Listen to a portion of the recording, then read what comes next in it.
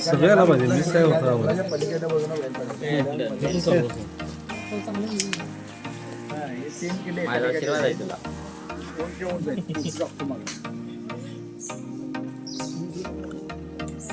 वस्ती कुठली जंगलात चालेल हातला समोर हो नाही आमची तेवढी तुम्हाला म्हणलं जे आपलं ज्या आपला ट्रॅक असेल कोण नसला शिकवता कोण नसते म्हणजे 100 हे नाही आपण सगळं घेऊन यायचं भाजी चिवडा लाडू ते मॅगी मॅगी मॅगी पेढं सगळं घेऊन जय जय श्रीराम जय श्रीराम जय जय श्रीराम जय श्रीराम जय बजरंगबली पुढे जाऊ अरे पुढे दे थांब जरा पाणी 4-5 वस्ती करायचं वाढदिवस आहे देवळात आले तिथे एक हे खोबरं ठेव आणि बाकी खोबरं जरा जरा सगळ्याला दे प्रसाद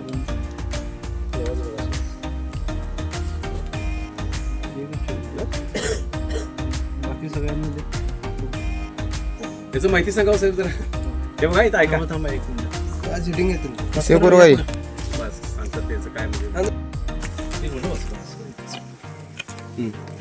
हा भुयारी मार्ग आहे अजून सापडला नाही कोणाला. AMKचे रक्षण देवत आहेत. एक थोडक्यामध्ये ओळख सांगा आपल्याने आपल्या दादाची. मामा ये नाही अशोक आहे.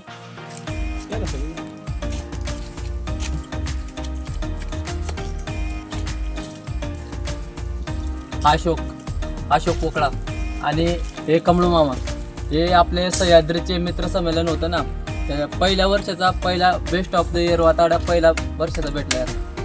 जय श्रीराम. हे भास्कर मला ओळखतात तुम्ही सगळेच.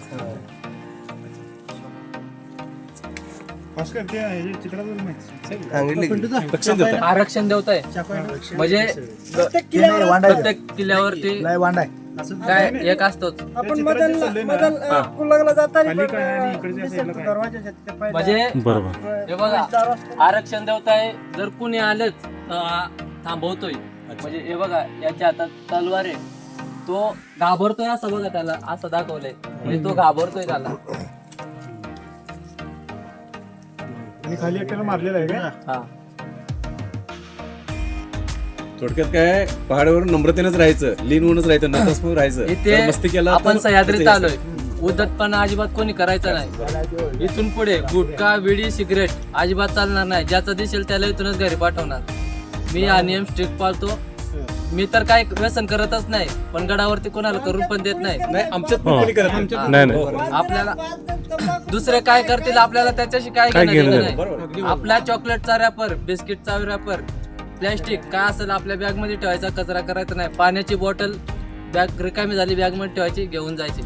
खाली जाऊन वाटलंच तर नाही घेत आमच्याकडे आम्ही घेतो पण टाकू नका इथं काय.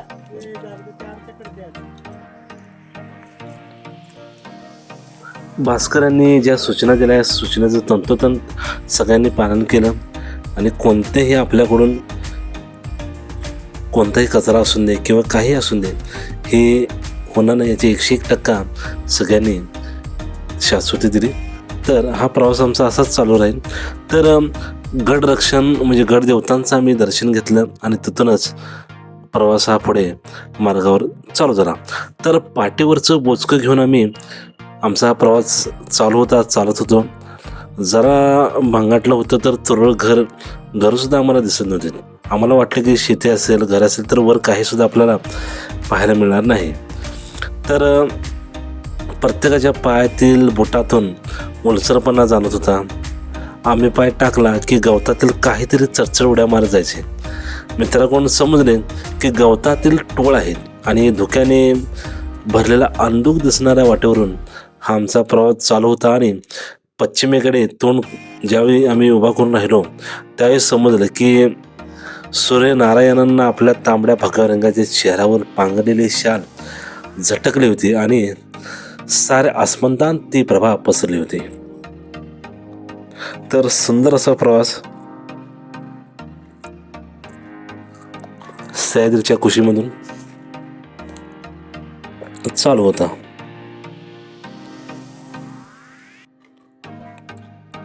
तर निसर्गाचा आनंद घेत असताना अद्भुत असा प्रवास. तर यामध्ये काही जे आम्हाला म्हणजे आपण ज्या गावातून आलो ते गाव म्हणजे एक चौका असावं. तर चारही बाजू येणारे रस्ते ज्यावेळी एकत्र जोडले जातात त्याला चौक म्हणतात आणि अशा चौकांच्या ठिकाणीच मुद्दाम वसाहत वसवलेली जाते आणि राज्यातील एखाद्या कर्तबगार घराण्यातील एखादी म्हणजे व्यक्तीला खास इनाम देऊन त्याला जागा वसवण्यास दिली जाते आणि पुढे हेच घराणे पाटीलकी म्हणून राहते. तर 2 ते 3 दिवस झालं त्या परिसरामध्ये पाऊस होता आणि आम्हाला भीती होती की हा आमचा या वर्षीचं किल्ल्यांचं दर्शन होईल किंवा नाही. परंतु निसर्गाने खूप मोलाची अशी साथ दिली. शेवटचे 2 दिवस संपूर्ण पावसाचा हा प्रवास थांबला तरीसुद्धा भरपूर ठिकाणी असं ओलसर म्हणजे शेवाळलेलं होतं. तर आम्ही काळजीपूर्वक यातून प्रवास करत चाललो होतो. जात असताना सुद्धा गडांच्या बद्दल आमची चर्चासत्र चालूच होते. तर आमच्यातील एक जण बोलला की बाबा नाळ म्हणजे काय, सोंड कशाला म्हणतात, सडा काय असतो हे काही समजलं नव्हतं. तर बोलता बोलता एकाने सर्व अशी माहिती पुरवली ज्यांचा अनुभव चांगला होता. तर 2 डोंगरांच्या उतारानं जे लांब घळ तयार होते ना त्यालाच नाळ असं म्हणतात आणि ही नाळ ही पायथ्यापासून वर शहरापर्यंत गेलेली असते. अशा अनेक नाळा या सह्याद्रीच्या कुशीमध्ये आपल्याला पाहायला मिळतात. त्यामध्ये बोराट्याची नाळ असेल, सिंगापूरची नाळ आहे, बोचे नाळ आहे आणि हत्तीची सोंड कशी निमुळती होत गेलेली आहे. तसेच काहीच डोंगर म्हणजे डोंगराची एखादी नाक लांबपर्यंत उतरलेलं असते आणि ते म्हणजेच सोंड होय. आणि प्रत्येक गडावर जायच्या वाटा अशा या सोंडेवरूनच जात असतात हे आपल्या लक्षात येईल. तेवढंच नाहीतर बाकीचं एवढं नाही असं. तर होय तिथनं दुसऱ्या किल्ल्यावर जायचं खाली.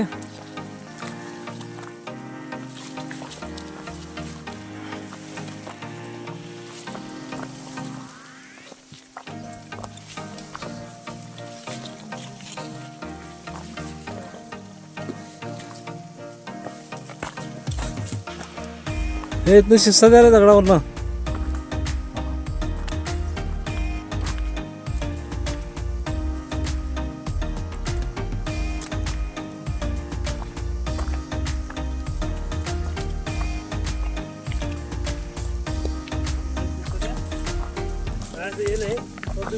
शिस्ता द्या होतं काय शेवाळ्याला पाणी सारखं कंटिन्यू करून.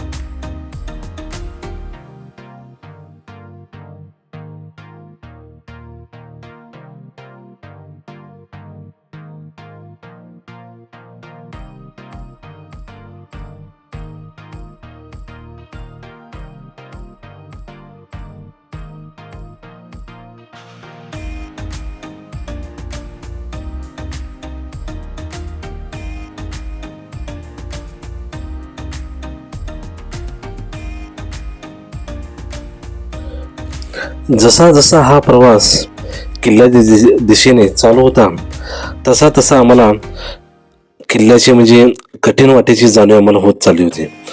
तर सुंदर दिसणारे त्रिकोणी आकाराची ही डोंगररांगा, लटकवलेले तोरण आता कितीतरी आम्हाला अवघड व खडतर चढणीचे आहे याची जाणीव होत चालली होती. तर पांढऱ्या फुलांचा गुच्छ असणाऱ्या झुडपवजा झाडांची फांदी एका मित्राने तोडली आणि ती एका मित्राने पाहिली आणि ती तोडलेली फांदी टाकून द्यायला सांगितली व लगेच हात पण धुवायला लावले. कारण जंगलातून जाताना, रानावनातून जाताना कधीही कोणत्याही झाडाझुडपांना फुलफळे तोडू नये. कारण सह्याद्रीच्या जंगलामध्ये कित्येक झाडे औषधी तर आहेतच, परंतु कित्येक झाडे हे विषारी सुद्धा आपल्याला पाहायला मिळतात. तर ट्रॅक संपेपर्यंत विचारल्याशिवाय कोणीही खाऊ नये. कारण ती ज्या झाडाची फांदी तोडलीस त्या झाडाला रामाटी असे म्हणतात. काही ठिकाणी दातपडी किंवा दातपाडी असे नाव आहे. म्हणजे असे अनेकदा म्हणजे काही मित्र जंगलात जेवण करत असताना आपल्याला म्हणजे त्या काठीचा म्हणजे जेवताना म्हणजे रस्सा ढवण्यासाठी सुद्धा वापर करतात. आणि जेवण छान होतं, पण रस्त्यावर त्याचं मात्र हाल होणार एवढं मात्र नक्की. कारण ज्या झाडाची दांपी तोडली होती त्याने सर्व दाते पडतील. कारण ती ढवळ काठी ही रामाटीची होती. त्यामुळं निसर्गातनं जात असताना याचीही काळजी घेणं खूप महत्त्वाचं आहे. आणि गर्द प्रवास आमचा असाच चालू होता.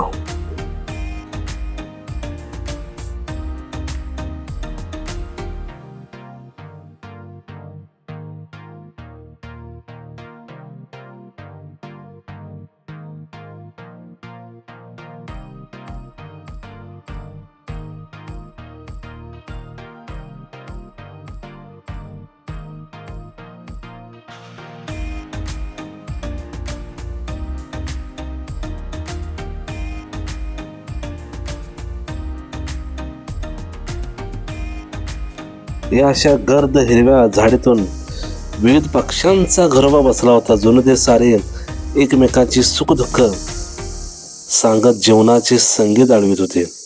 याला देवराई म्हणतात.